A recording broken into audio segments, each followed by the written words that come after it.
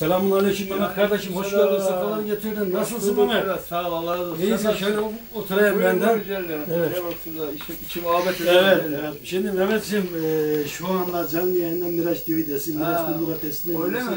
Hoş geldin, sefalar getirdin tekrar. Sağ ol, Allah razı olsun, sağ ol. Sen de ben. Şimdi Mehmetciğim, biz seni tanıyoruz da seni izleyenler açısından nerelisin, kaç tarihinde doğdun? Ben Rize doğumlu, 1. ayın 1'i 1960, Rize Çomuzur köyünden. İşte Muradiye Beldesi birleştik şimdi zaten eskiden şeydi, şu anda Muradiye Beldesi olarak geçiyor. Ya işte İstanbul'da yaşıyorum, Habibler'de yaşıyorum. İşte, ne işle uğraşıyorsun? Biz biliyoruz ama. Otobüsçüyüm, seyahat otobüsüm var. Güzel.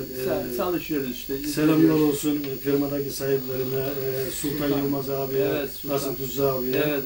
Hepsini tanıyorsun sen. Tanıyorum arkadaşlar. Biz biliyorsun, biz testlerde çalıştık, otobüs testlerinde. Yani Samsun'da eski Rüşen'in o zaman daha çocuktuk. Sen de o zaman daha şoförlük yoktu. Yok, ben daha muaviniydin, değil mi? 14 yaşlarındaydık yani, o zaman çocuktuk tabii.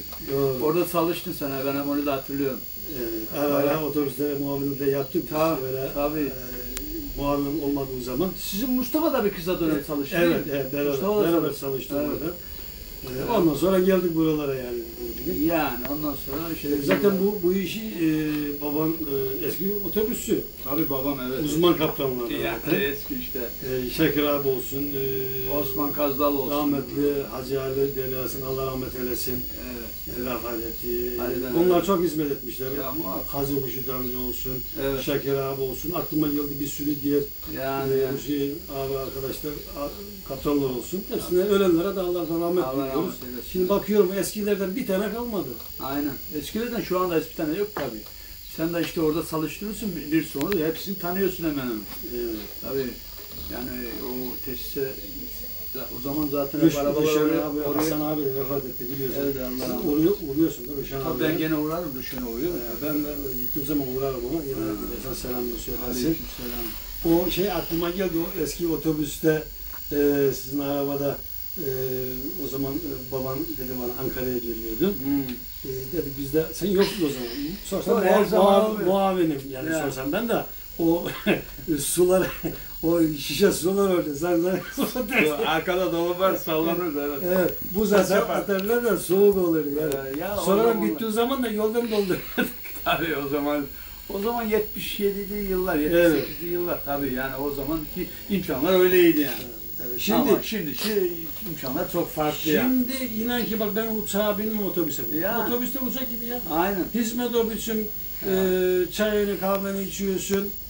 Yani daha ne arıyorsun? Yani. Televizyonda var. Hepsi her şey var ya. Yani şimdi dediğin gibi uçaktan pek tabii farkı yok, rahatlık olarak öyle. Tabii yani bu güzel bir hizmete, kurumda hizmet yapıyorsun. Gerçekten yani burada hem de Habibler'de geliyorsun. Aşağı yukarı Allah'a şükür olsun. Hep pul gidiyorsun yani. Seni zaten selamlar. Allah'a hamdolsun. Ben zaten yolculuk yaptığım zaman önce kendi adamımı ararım. Öyle olmaz. Zaten biliyorsun Samsun'da olduğum zaman veyahut da yolda arıyorum seni. Kaptan arkadaşlarım nerededir? Ona göre önceliği ona yapıyorum yani. Yani. Önce kendi adamını. Öyle olmaz tabii. Öyle olmaz. Evet. Nasıl bu otobüste yolculuklar, kameraman dikkatli çekiyorsun. Otobüste nasıl zorluklar nasıl? Tabii sıkıntıları da vardır tabii. Bayağı öyle dışarıdan göründüğü gibi kolay da değil yani. Bayağı bir sıkıntılı iş yani. Bu insanı yaşlandırıyor. Ya muhakkak yaşlandırmaz yani çünkü böyle dışarıdan görünür kolay ama çok da kolay değil yani. Bayağı bir zordur yani. Sıkıntısı, stresi. Mehmetciğim bu arada çayını da bitirdim ama gene içeriz. Neyse. Dursun gene içeriz. Muhabbet sen bizi seviyorsun, geliyorsun buraya. Her zaman da başımıza yerim var. Bizim burası herkese açık yani mekanımız. Burası bir hastane yani. Evet, hastane. Miraç Çakmakçı Kundura hakkında hakiki bir de hastane hakkında bir görüş alayım. Ya çok Allah razı olsun, çok güzel hizmetleriniz var. Burada ne bileyim ayakkabı olsun, tamiri olsun, boyası olsun, yenisi olsun. Her türlü hizmeti veriyorsun. Zaten Habibler'de sen de olmasan bu millet ne yapacak? Ondan merak ediyorum. Zaten gençler de yapmıyor. Benim çocuklar da yapmıyor. Ya yapmıyor tabii. Yani bu işi Sen bıraksan bir daha da böyle bir hizmet olmaz burada yapan yani. yok. Yapan da yok yani. Şu anda iyi ki sen varsın yani. Allah razı olsun. Ben şimdi bu mesleği aslında bırakmıştım. Öyle şeyler bu 25 seneden beri bu haberi hizmet yapıyorum. Biliyorum ha, ilkten şeyde orada parkın orada başlamıştın. Tabii. Öyle. Ama son burada 15 sene oldu buradasın değil mi bu? Evet, burada 15 sene olmuş ama 25 senedir de burada. Tabii. Ama buraya seni bayağı devam ettin. Beyazıt'ta imalat yeri var biliyorsun. Evet. Şimdi dürüst çalıştıktan sonra herkes seni sever. Bizim parası olsun olmasın. Aynen. Önemli olan, ben her zaman şunu söylüyorum. İnsanlar beni gördüğü zaman Allah razı olsun, iyi insandır. Önemli olan bunu delirtiyor. Evet. Onu delirtmek çok iyi yani.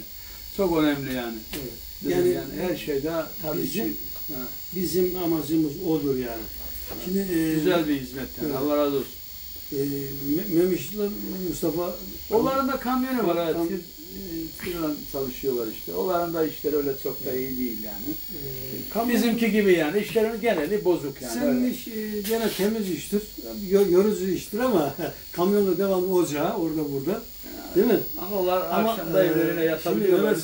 Evet.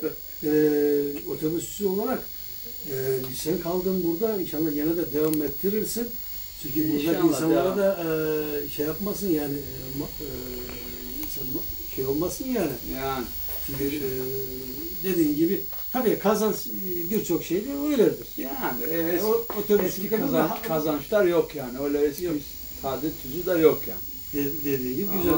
Bizim de yapacağımız başka bir iş olmadığına göre buna devam edeceğiz. Aslında Mehmet rozetleri takman lazım iyiydi ya bu çekimde. Gerek yok. Olay maziye kaldı. Eskiden kaptanların ne güzel rozetleri var. Böyle uçak hostesleri gibi değil mi? Evet o zamanlarda. Şimdi onları yok. Sadece öyle bir anlam. Kalktı onlar. Ben var ya hep firmaların gömleklerini almıştım. Biliyorum. Testlere çalıştığı zaman. Bana da istedin hatta. İstedin değil mi? Getirdin mi? Getirmedin mi? Getirdin herhalde. Getirdin. Ulusoy'un aldım. Rizeliler böyle o eskiden. Kravat hastalığı da vardı sende. Kravat hiç unutmam. Bir gün gene orada kravat hediye etmişler. O kelebek kravat. Hiç sevmem onu da. Ben taktım. Orduya Allah rahmet eylesin Mustafa abimiz vefat etti. Testlerini saydı da. Evet. Zanadesine gittim ben onunla. Evet. Orada ben onu unuttum. Daha da o zaman çocuğum.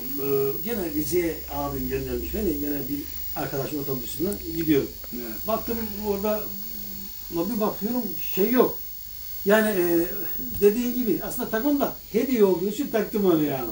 Takmak da lazım tabii yani. Ya bu bir şey yani anlıyor musun? Haveslik, her insan bir haveslik eder ya. Evet. Öyle değil mi Mehmet? Aynen. Şimdi Mehmet'ciğim güzel röportaj oldu. Bu kalıcı olacak. Seni yıllardan beri görmeyen arkadaşlarına ne söylemek istiyorsun? Ya herkese mutluluklar, sağlık, sıhhat diliyorum. Hayırlı günler dileyelim, mutluluklar dileyelim yani. Evet. Şimdi Mehmet'ciğim bizim arkadaşlığımız eskiye dayanır. Evet. Hatta köyde senin düğüne gelmişik, iyi bir horon da etmişik, iyi tatlı da yemişik. 83 senesi. 80. Çocuklarımız kocaman oldu. Bak evlerinde senin çocukları benim de inşallah 10. ayda düğün olacak. İnşallah. Yani ama kendimizi 25 görüyoruz yani sen öyle değil mi?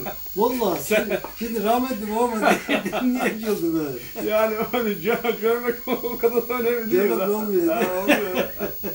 Ama zaten kendini yaşlı gördün mü bitmiş durumdasın. İşte bitmiş durumda. Onun için. Doğru. Şimdi babana de kaç yaşındasın? 40'ta.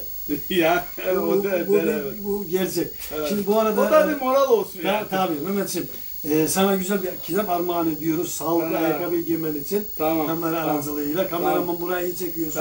Tamam. Bizim kameraman da uykusu mu geldi acaba? Biraz yoruldu.